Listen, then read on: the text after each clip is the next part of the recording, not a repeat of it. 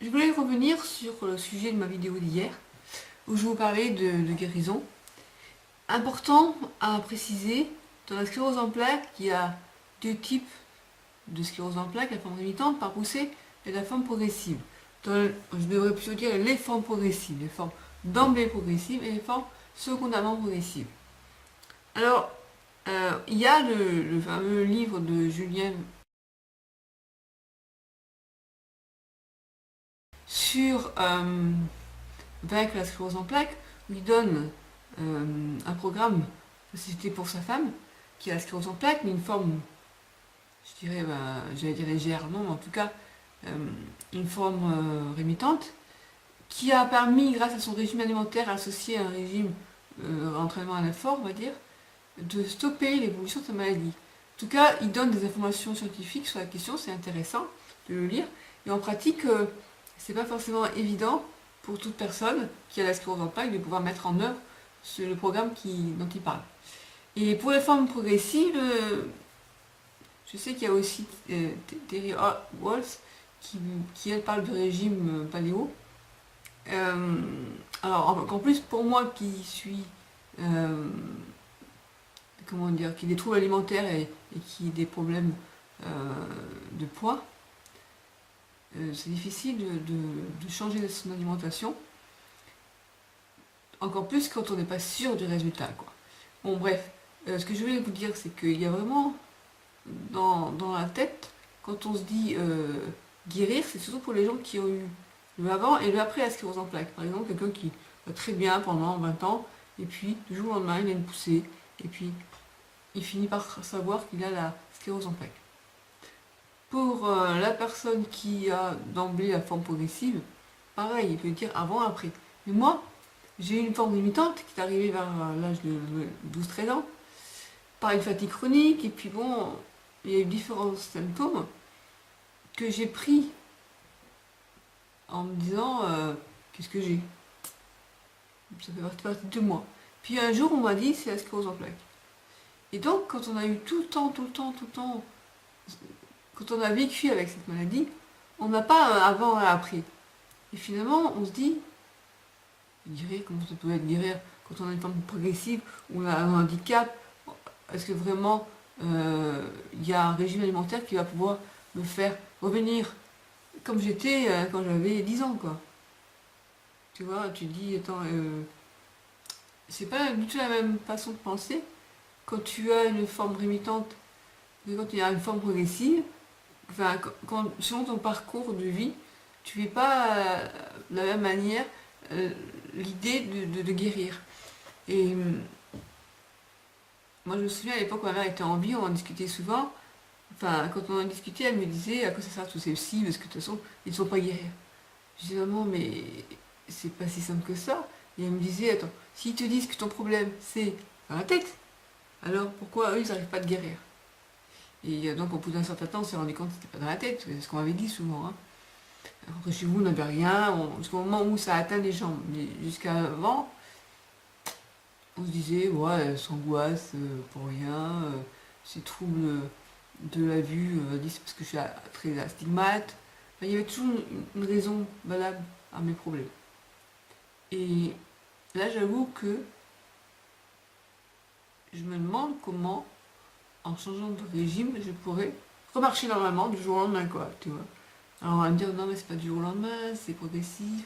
C'est comme avec la butine, j'attends la butine. Il y a des gens pour qui ça réduit la fatigue, pour qui ils marchent mieux, mais c'est pas un miracle non plus. Voilà, donc je suis ouverte à me dire ça peut aller mieux, je pourrais aller mieux, mais de pouvoir cicatriser, comment dire, parce qu'il faut bien comprendre, la sclérose en plaques, c'est quoi quand on a un handicap? C'est que l'axone est atteint, c'est plus la myéline qui protège la fibre nerveuse, c'est carrément la fibre nerveuse qui est atteinte, donc elle a disparu, elle est destroy, quoi. Et donc, réparer ces fibres nerveuses, on a peut-être envie d'y croire, mais c'est quand même plus compliqué que dans le cas où la personne, elle a encore ses axones, et au moment des poussées, elle a la myéline qui est attaquée. Et après, la myéline se reconstruit.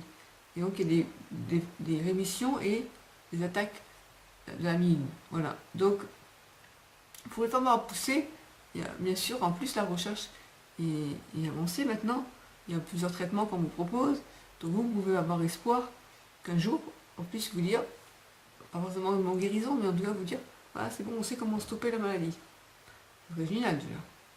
Mais pour les formes progressives, on comprend moins le phénomène. Voilà. Euh, voilà, ça c'était un point important que je voulais vous expliquer. Comment le ressenti des personnes est super important. Parce que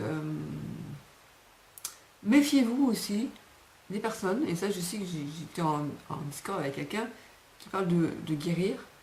Méfiez-vous. Voilà. Je dis pas c'est impossible, je dis juste méfiez-vous. Ce qu'on pourra vous dire. Surtout qu'il y a du fric en jeu. Parce que bon, on pourra vous dire, on va pouvoir essayer de vous culpabiliser, vous expliquer par mordicus que c'est important que vous se mettiez du cœur. Donc pour ça, c'est concrètement, vous savez, c'est un peu comme l'histoire du psy qui vous dit, il faut vous payer en monnaie pour que vous ayez conscience que vous donnez de votre personne dans la thérapie. Ouais, bon, ouais. Bon, bref. Donc méfiez-vous des personnes qui vont vous promettre 11 et merveilles. Ça, c'est important parce qu'il y a des arnaques, ça c'est sûr. Les gourous de la santé, ça existe. Des gens un peu illuminés. Hein. Après, moi, je m'en fous. Critiquez-moi. Je sais ce que je pense. C'est tout. Voilà. Et donc, ces gens-là peuvent recruter de n'importe où. Et ils vont vous dire, oh, ah, vous êtes très malade, mais moi, je peux vous guérir. Mais bien sûr, bien sûr, bien sûr. Bref, voilà. À la prochaine vidéo, de quoi je vais vous parler. J'avais un sujet, mais j'ai oublié. Oui, des docteurs généralistes et de l'hygiène. Parce que j'ai remarqué quand même qu'il y a certains médecins, au niveau de l'hygiène, c'est pas top top. Et je voulais savoir ce que vous en pensiez par rapport à votre vécu, vos expériences avec des médecins. Est-ce que ça vous dérange s'il vous met un... vous savez, pour voir si vous avez des bouchons d'oreille.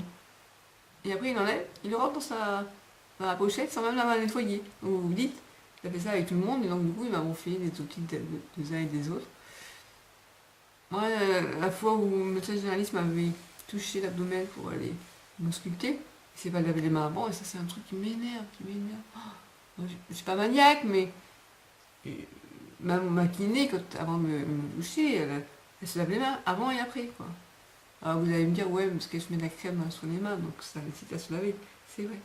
Mais un médecin, normalement, il est au courant de la sepsie, enfin bref, de toutes ces mesures d'hygiène qui sont élémentaires. Moi, quand je rentre chez moi, la première chose que je fais, c'est me laver les mains. Voilà. Bref, surtout en période d'hiver, quand il y a la gastro qui traîne, la grippe, tout ça. Voilà.